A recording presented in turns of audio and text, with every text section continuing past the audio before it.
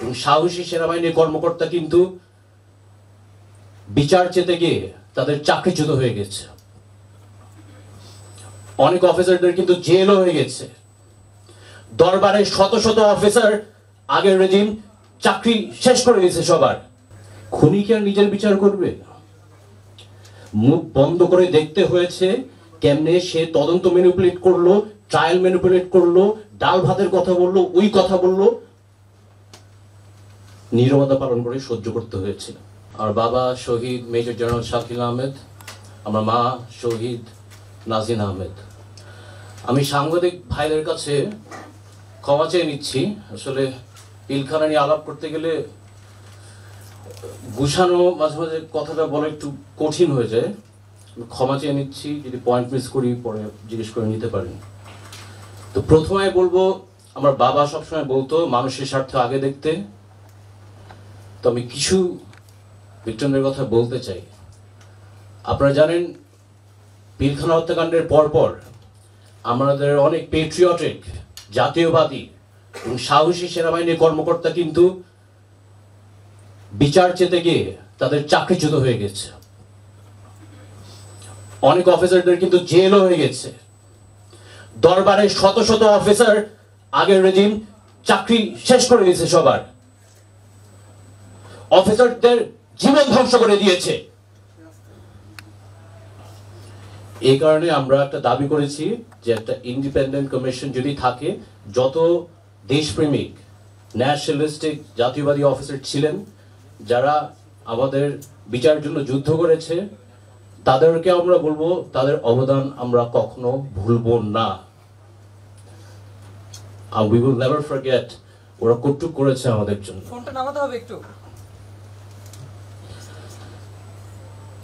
আমরা চাই, যে কারণে সাকিব বললো একটা ইন্ডিপেন্ডেন্ট কমিশন হোক, যেন এই ক্ষতিগ্রস্ত সেনাবাহিনী কর্মকর্তা যারা ন্যায় বিচার দাবি করতে গিয়ে তাদের চাকরি হারিয়েছে, তাদের জীবন ধ্বংস হয়ে গেছে, জেল খেটেছে, তাদের যেন ডু রিইনস্টেটমেন্ট থাকে এবং কম্পেনসেশন দেওয়া হয়।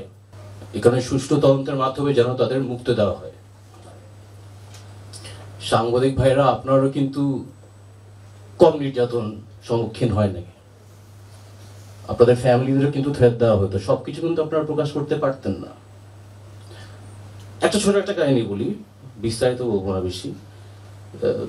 লাস্ট অনেক স্টেটমেন্ট আমি আসলে একটু স্ট্রেট ফরওয়ার্ডলি বলে দিই, তাহলে সেনা সন্তান তো রক্তে। তো লাস্ট 25 ফেব্রুয়ারি কয়েক স্টেটমেন্ট দেওয়ার পর এক আওয়ামী লীগ নেতা আমাকে ফোন দিয়ে বলে যে ওনার নেত্রী পিলখানায় আমার বাবা আমাকে জবাই দিয়েছে, আমি যদি বেশি বাড়াবাড়ি করি আমাকেও তেমনি জবাই দিবে। অনেকে হয়তো বা জানেন না, এটা হচ্ছে বাস্তবতা। আমি ওই লোকের বিরুদ্ধে মামলাও করবো না, কোনো জিডিও করবো না, কিন্তু আমি একটাই নিশ্চিত করবো, তার সন্তানকে শেখাবো বাবার নীতিটা যদি কখনো অর্জন না করো, কারণ এটা আমাদের পারিবারিক শিক্ষা। খুনি কি আর নিজের বিচার করবে? মুখ বন্ধ করে দেখতে হয়েছে কেমনে সে তদন্ত ম্যানিপুলেট করলো, ট্রায়াল ম্যানিপুলেট করলো, ডাল ভাতের কথা বললো, ওই কথা বললো,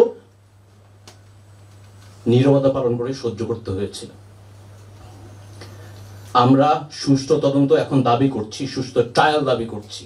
আকান সাহেবের মতো লোক না যে তদন্ত করে আওয়ামী লীগের নমিনেশন চেয়ে বসছে। আসলে বলি মরলে মরছে, ডাজন্ট ম্যাটার। এই হত্যাকাণ্ডের সাথে জড়িত শেখ হাসিনা, ফাজলে নূর তাপস, শেখ সেলিম আর তাদের অনেক লোক আছে যাদের সাথে কমপ্লিসিট। আমি ক্ষমা চেয়ে নিলাম, বলে দিলাম এটা সত্য। আর ওই নাটক সাজানো এই রহস্যময় আমরা আর চাই না।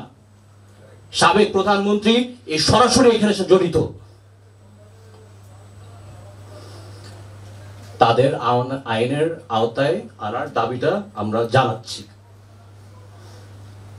আর আমি ধন্যবাদ জানাতে চাই এই নতুন প্রজন্মের মুক্তিযোদ্ধা,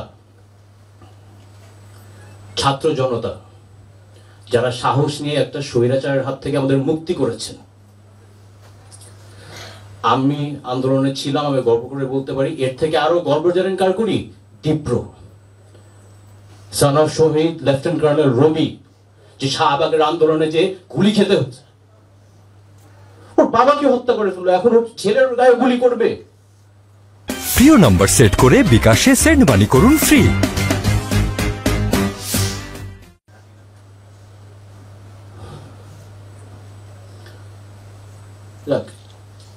আমাদের শেষে একটা কথা বলি, আমাদের প্রিয় নাম্বার সেট করে বিকাশে সেন্ড মানি করুন ফ্রি। কিন্তু অনেক ন্যাশনাল ক্রাইসিসে আগায় যায়। রানা প্লাজা বলেন, কোভিডের টাইম বলেন, হোলি আর্টিসান বলেন, ইভেন ডেভেলপমেন্ট প্রজেক্ট ছিল। আর্মি কিন্তু অনেক বড় একটা অবদান আছে। আমি আসলে সেনাবাহিনীকে ধন্যবাদ জানাতে চাই, ছাত্র জনতার উপর গুলি না করে জনগণের পাশে ছিল। আমার আস্থা আছে যে সেনাবাহিনী দেশটাকে আগায় নিয়ে যাবে। এই কারেন্ট ইন্টারিম গভর্নমেন্টের উপর আমরা আস্থা আছে। আমরা এখনো তো অবশ্যই বলতে পারছি না, বাট আমাদের আশ্বাস যে ওরা একটা সঠিক পদক্ষেপ গ্রহণ করবে সবকিছুর বিষয়ে। জনগণকে আহ্বান করব, আপনারা যেন সেনাবাহিনীর সাথে সহযোগিতা করেন, ইন্টারিম গভর্নমেন্টের সাথে সহযোগিতা করেন।